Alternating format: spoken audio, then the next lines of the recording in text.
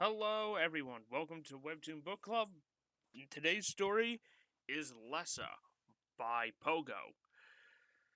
This story is probably one of the easier ones to be able to get through because it is not on Daily Pass, but there is 58 episodes to it, and those are decently length. So, to one end, you don't have to worry about Daily Pass, but it is a pretty decently length story, which is, I guess, good. So, let's get into it. Our story starts with background and exposition, because of course it does. The world has been thrown into chaos. It's been taken over by these creatures called demons.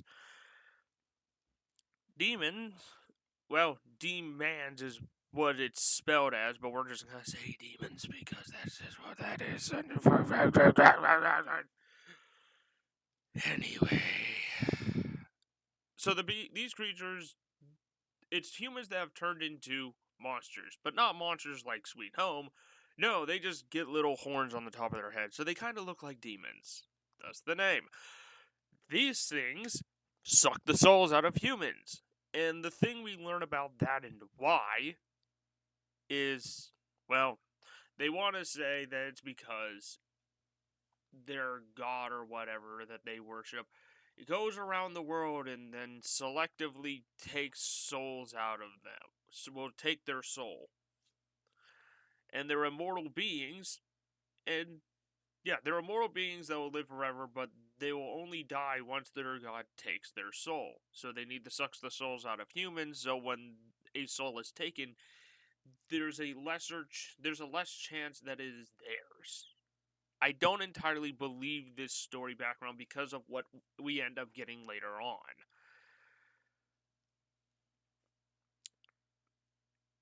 But just had a mind pause on me there.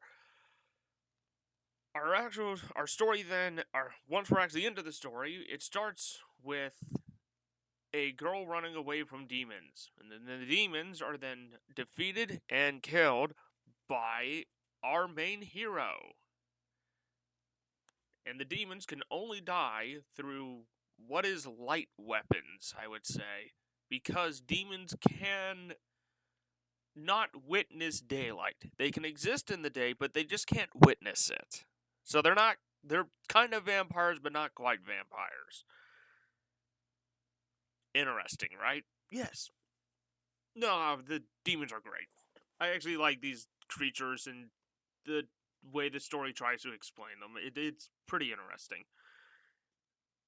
A kind of unique monster that's similar but also different. I do enjoy it. So with that, our character is out doing his demon hunting, but he ends up coming across a person that seems to have the powers of a demon, but he doesn't look like one. But he also doesn't seem interested in really harming people and just kind of runs away. So, we then cut to this mysterious person whose name is Lessa. And yes, that's the only name that I know of in this entire story. The reason, if any of you knows why I don't wonder why I don't use the actual characters' names, it's because, well, most of these stories are, of course, by Korean artists, and thus the names are Korean. And me being not Korean, I don't really know how to pronounce these names, nor am I going to try to, because I would rather not butcher. I'd rather just use nicknames instead of butchering these names and making everybody even more aggravated that I'm horribly mispronouncing something. Of course, maybe not even saying the names at all might be even more annoying. I don't know. No, but I would rather go with not messing. I'd rather go with not messing the name up and just using a nickname for these characters. Yay! Anyway, yeah, Lessa finds the main base of what will be the story's villain. And I guess he just hangs out there for a bit and then leaves. While the main villain takes one of his fellow demons I don't know how the hierarchy in this thing works. Okay. He takes him down to a dungeon where there seems to be a person in a cell. And what we learn is this is the other half of Lessa because of an incident that happened we will learn about later in the story. But our main character back in his home base with his scientist friend and other colleagues, Lessa ends up finding them there somehow. And wants to help them because our main character goes out hunting demons because he believes that his sister is still alive and he wants to find his sister even though it's been like 15 years.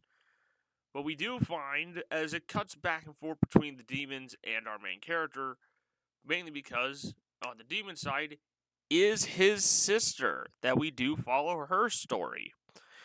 And she is a demon.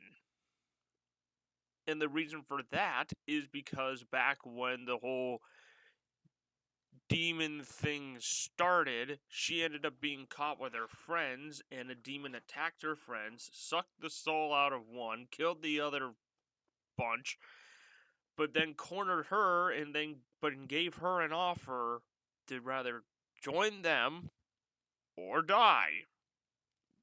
So yeah, really not much of a choice there. Regardless, she doesn't like being a demon. She tries her best to not act like one. So good for her.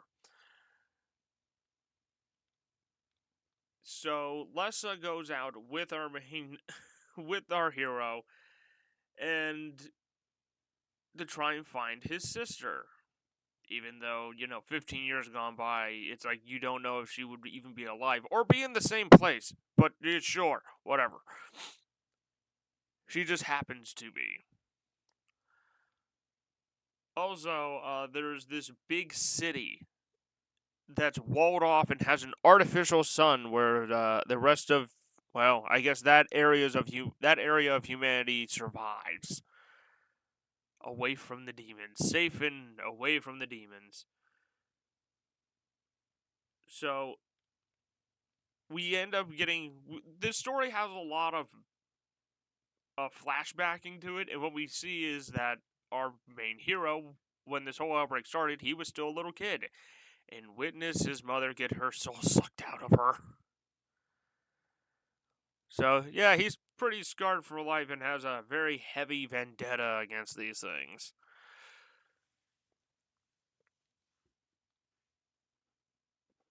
So, they're out and about just trying to, well, hunt demons or find his sister.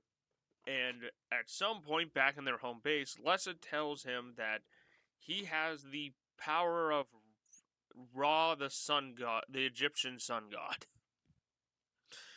And that there's only two gods in that world, and that is Ra and himself. Lessa is the other one. As he is, I guess, the god of dark, and Ra is the god of light. Or something along those regards. Anyway, more backstory. I forget if this is by the perspective of Lessa or the main villain. I think it's the perspective of the main villain. That we learn that the main villain has had a deep connection with Lessa, as I guess centuries earlier they have spent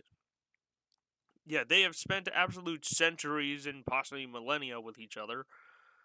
But many centuries before, Lessa ended up getting friendly with a human girl and while the main villain was suspicious of this, Lessa tried to assure him that it was okay and that she was nice.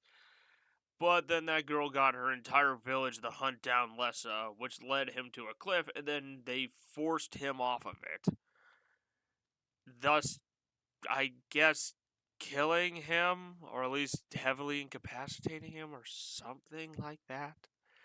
But the main villain was extremely distraught from this and basically has vowed revenge against all of humanity. over this. So what he has done is he has been turning humans into demons to use the army of demons to take out humanity. And this is kind of why I don't believe the demon story of why they suck people's souls out. This is why I don't believe it. Because our main villain is just the same as them. He just has more experience with it. But at the same time, it's like, if this was really the case, then wouldn't he have died at some point? Maybe. I don't know. It sounds... Yeah, it sounds more like this story was just kind of made to convince people to become demons willingly and allow them to basically do his bidding and dirty work under the pretense that it's for the sake of their survival. This is what I perceive that as. Because it doesn't seem like because with the knowledge we end up learning by the end of the story, it very much seems like he just convinced people of this BS God story just so they would be more willing to just kill people outright, instead of him needing to find people that would just be willing to just axe off humanity as a whole. So it's instead, yeah, you can be immortal, but you need to kill people to stay immortal. Otherwise, you'll drop dead at some point. If you don't. Maybe this is true, maybe it's not. Oh. But, we'll find out. We'll find out. So anyway, our main character at some point ends up getting into a fight with... Oh my god. Oh yeah, he gets a lead, so he goes to a demon bar and ends up fighting everybody inside and using his powers of Ra to fight them off. But he ends up getting confronted by... Oh no, he corners a demon who begs for her life, and he promises to leave her go if she gives him the information that he wants. And she's very open to do so, before she then ends up turning to dust because our main villain steps into the bar. And the reason why he's able to just turn her to dust is because he absorbed the power from the half of Lessa that he had trapped in the dungeon. So now he has the power to just dust people at will. But he can't do it to our main character, because he is protected by Ra. And knowing that he can't really fight him at the moment, and he leaves him go and kind of just knocks him out. When our main character awakes, he tries to go out to try and find the demon base. And ends up getting caught in another fight with more demons, where his sister then steps in to save him and get him out of harm's way. But leaving him in the middle of the forest, she then runs away and escapes, but the story has us lead to think that she just let herself die, but apparently this is not the case because she's alive later on. But he now knows she's alive. She's a demon, but she's alive.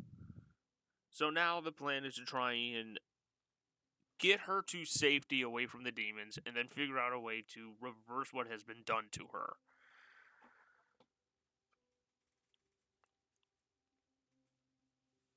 And they get some news of some kind that the city is going to be revealing a new artificial sun that they will expand to the outer reaches beyond the walls. But to show off this artificial sun, they're gonna have an execution of demons. And our main characters just presume that she's one of the prisoners that are gonna be executed. I actually don't know how they come to that conclusion because they don't have any lead-offs or tip-offs. They don't even know what happened to her. Like, they just presume that she's going to be executed, and they just happen to be correct. And this isn't even a perspective where it's like, oh, the characters don't know, but us, the audience, knows, and it's just one of those issues that the author didn't think of. No, we don't know either.